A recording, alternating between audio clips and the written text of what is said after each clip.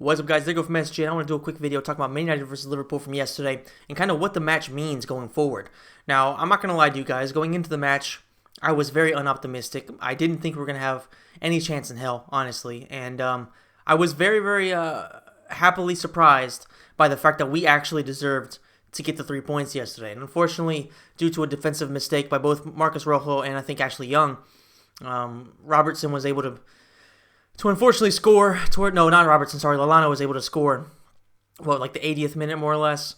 And from then on, it was pretty much a Liverpool siege, bombing forward and looking like they could potentially actually steal the win. So I will say that the end of the game was disappointing, but the rest of the match actually showed a lot of positives, and it has to be a match that we use to kind of springboard ourselves for moving forward. You know, this has to be a match that kind of pushes us in the right direction. There's two things I kind of want to take away from this match. Number one is the formation. Okay, I think that the three-man defense with the midfield that we had actually worked very well, because at halftime I was kind of thinking to myself, what does this really mean? Okay, well, we have Harry Maguire, who is by far our best center back. Okay, he's a leader, he's physically strong, his positioning is really solid, and he's just a dominant figure in the back line. Okay, you have Victor Lindelof, who in my opinion isn't really that good. I just don't like him that much. But he does have decent passing. Okay, his positioning is not that great, and he's definitely too weak. Okay, we need somebody who has some physicality to him. However, once Eric Bailly comes in, I think that having the duo of Eric Bailly plus Harry Maguire with their physicality, with actually Bailly's pace as well, I think they could actually kind of cover for the weakness of Victor Lindelof. Marcus Rojo, he just isn't a good enough defender, to be alongside those two in a defensive three. Because I think that defensively, Victor Lindelof isn't that bad. It's just that he's just so physically weak, and he doesn't seem to have a fast enough brain to kind of read the game fast enough, do what he has to do, and then get back into position. You know what I mean? So a lot of times, like there was a moment there, I think it was actually the goal that was disallowed to Liverpool, was the handball by Sadio Mane. He just got absolutely bossed by a guy who's like half his size. So it just doesn't make sense. It does not make sense. So he has a lack of pace and he has a lack of physical strength, and that is not a good combination for a center back. So that's a big issue. But I think that if he can kind of work on that, if he can at least get his positioning good enough to where he doesn't have to rely on his physicality, then there's a potential of him being a decent defender, and he is still relatively young. Is he one of my favorite guys? No, he's definitely not. I honestly probably would have preferred Chris Smalling over him, and that's, I know, it's weird to say, but I honestly think that Chris Smalling might have been a better defender than Victor Lindelof. He might still prove us wrong, but that's my opinion as of right now after seeing how he started this campaign. But once Eric Bailly comes in and replaces Marcos Rojo, I actually think that could be a decent back three. I don't know if it's definitely not perfect, but it could offer a decent solution moving forward. On the wings, of course, you have the wingbacks. Now, I think Wan-Bissaka on the right is perfect. He loves to bomb forward. He actually does some good things as well. He's not just kind of like gets there, doesn't know what to do. He actually does some good things. He can create some interesting chances, and his overlaps are always dangerous. On the left, we have a bit more of an issue because, unfortunately, Luke Shaw is out, and I don't know how long he's going to be out for. But Ashley Young, as much as he tries to contribute, he just doesn't actually contribute. So, yes, he works his ass off, but he doesn't actually do anything. So, until we get Luke Shaw back, we have a huge weakness at left back, and I think that, I don't know, it might be the time to try to figure something else out. Bring in Brandon Williams, give him an opportunity, because that kid has a lot of talent, and what we've seen from him so far in the minutes he's played, whether it was against Rochdale or in the Europa League, he can definitely replace Ashley Young. We've already seen signs that he might just be better than Ashley Young as of right now. I get he's 19, so it's hard to just kind of throw him in there with so many other young players already in the side, but it might be time. He has the talent. Let's give him the opportunity. That's my opinion. Especially because now we have, I think it's Bournemouth. Then we have, no, not Bournemouth. Next up is, I'm having a blank, guys, sorry. We have a couple, that's right, Norwich, Bournemouth, and then Brighton, which is a match I'm actually going to see at Old Trafford. So we have three technically winnable matches in a row. Give the guy an opportunity against Norwich. Pukki, he's dangerous for Norwich, but realistically, if you can hold them off and don't pull a Man City, you should be able to beat them, or at least hold them defensively. So I think we have the opportunity here to play him and give him an opportunity. Midfield-wise, the three I guess technically it was like a 3-4-3 because if you take into consideration that Rashford was playing in front of Daniel James and Andres Pereira, you can technically play those two on the wings. Okay, so Wan-Bissaka and Ashley Young. You can also have in midfield. That gives the opportunity to have somebody a bit more offensive because you already have that cover with 3 defenders. So you can technically play Paul Pogba alongside either Fred or McTominay. So because Pogba has 3 defenders behind him, he has 2 defenders beside him.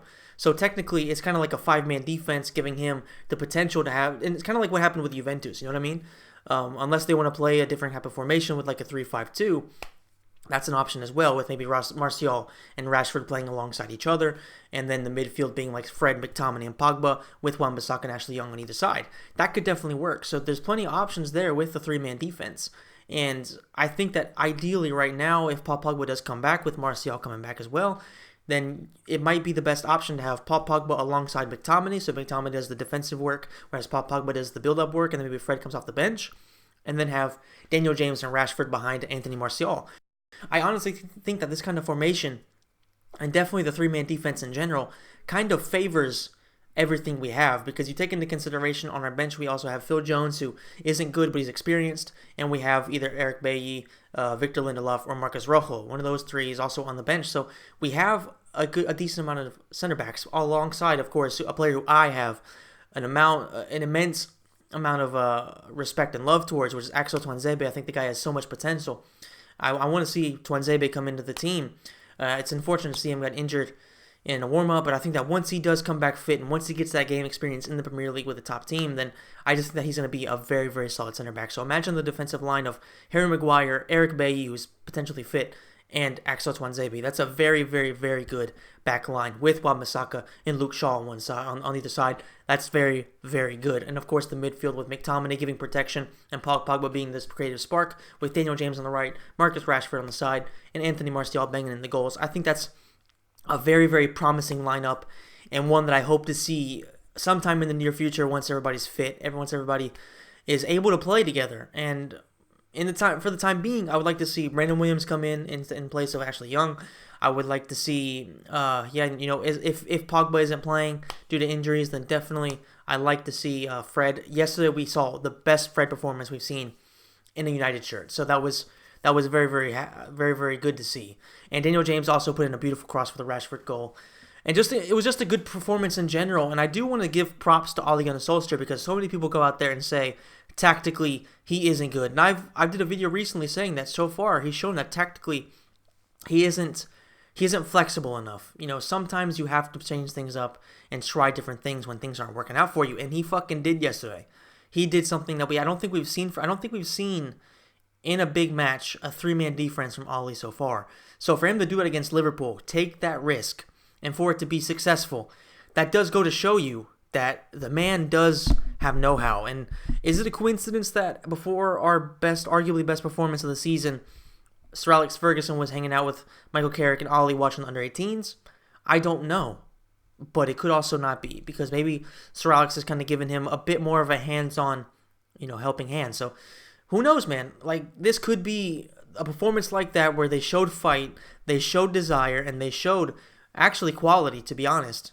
In certain times, of course, we were lacking quality with the final third, but they at least showed that they can do a lot of damage to a team like Liverpool, who, of course, were having an awful performance, but it was still a good, solid performance from the team.